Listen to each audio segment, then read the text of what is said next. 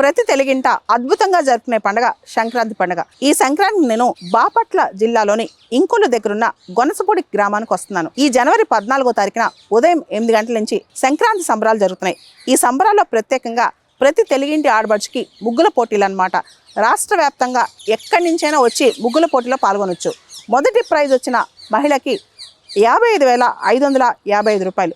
రెండో ప్రైజ్ వచ్చిన ఇద్దరు మహిళలకి రెండు ప్రైజెస్ ఉంటాయి అన్నమాట. సెకండ్ ప్రైజ్ 25,555 రూపాయలు. మూడో ప్రైజ్ ముగ్గురికి ఉంటుంది 10,555 రూపాయలు.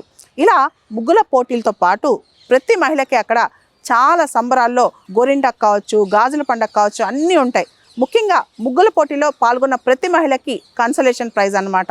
సో నేను ప్రత్యేకంగా ఆ ప్రైజెస్ ఇవ్వడానికి అక్కడికి వస్తున్నాను.